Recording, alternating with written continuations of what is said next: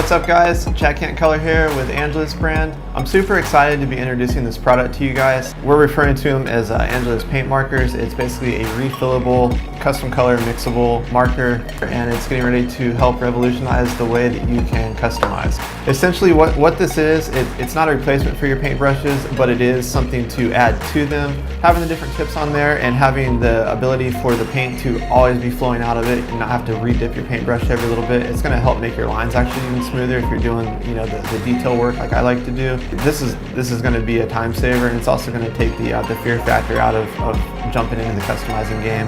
Whether you're trying to become the next great and make a living at it, or you just want to decorate your own shoes sitting in class one day, like bust this out and you can make that happen now. All right, so the first step to all these is how do you sit them up? I'm getting ready to show you right now.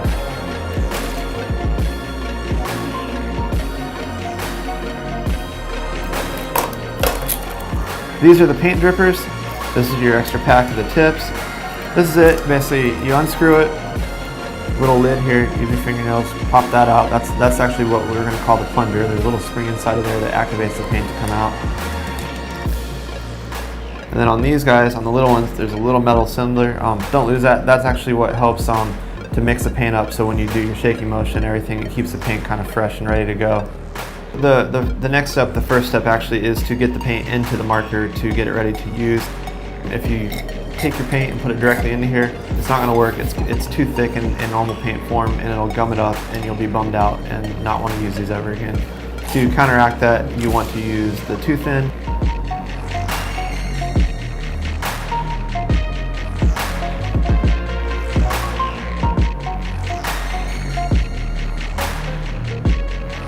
You take your the little weight that comes with it and just drop it in there. Reinsert the plunger.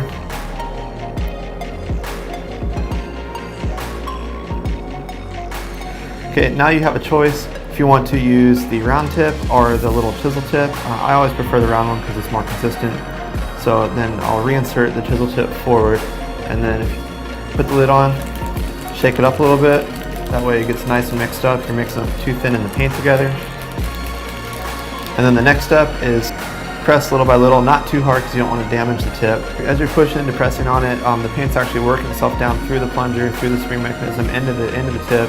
As you can see here, it's infiltrating the paint tip, which is exactly what we want. And then normally about that point, I know the paint's almost there. Go ahead and put the lid on it, shake it up a little bit more, stand it on its end. I let it sit for a couple minutes. I'm going to go ahead and do a couple more anyways. I'll get some other colors set up, and then by that time the paint has naturally flown to it, and I will be ready to start scribbling on stuff. On the medium ones, it's the same thing. It's got its chisel tip side and it's got its round side. Once again, I'll use the round one for demonstrating today. When you open these things up though, plunger pops out. There's actually 3 little plastic marbles that go in there. Don't lose those. They tend to run away. And then it's exactly the same process. Just fill it up, shake it up, depress, start.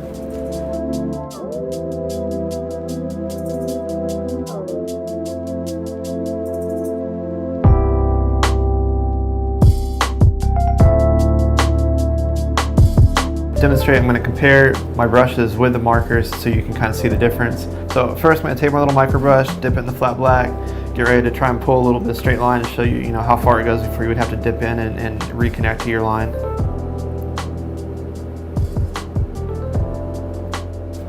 So now for the marker form, you simply a couple depressions to get the paint flowing through it, and then you would just treat it the same way, but instead you just have a marker to work with. So at this point where my paintbrush is starting to thin out, this keeps going and going and going and going, going and going and going and going, and pretty much you keep that same speed, it'll go forever. Got some Adidas Boost, super popular shoe right now. Everyone wants to change them up a little bit. Basically, good things for using the paint markers on this shoe. We can do the little details inside here on the heel.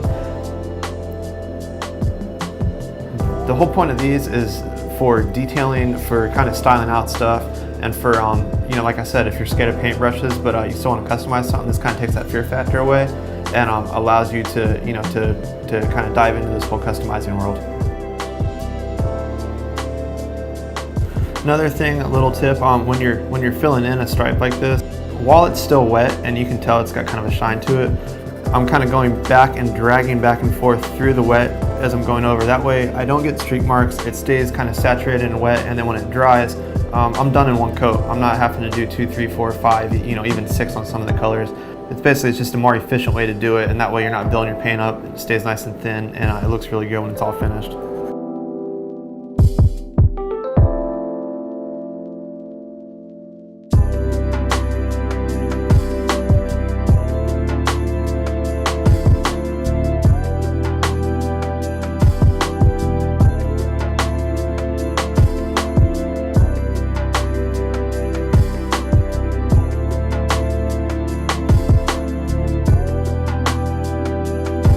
Got some Jordan Retro 1s right here. We'll just do some abstract elephant style print on here to show you how easy it is using the marker. Other things on leather shoes that these would be really good for. Say you're running out, you go to the club for the night, you get a little scuffed up. You don't have to actually bust out all your paints and everything. You could mix up one of these and have it ready, touch it up. You could even have it with you if you want, and be good in a matter of a few minutes, and your shoe looks fresh all the time.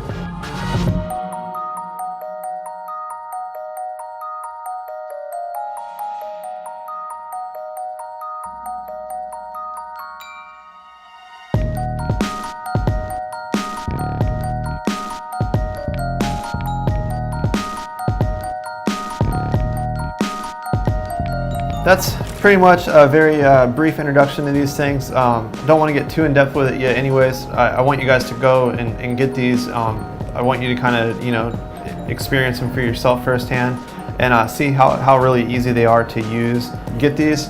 In the coming weeks, we're going to be coming back. I'm going to show you what the really advanced potential with these things are. So using these, I'm going to show you how to blend 2, 3, 4, 5 infinite colors if you want into it.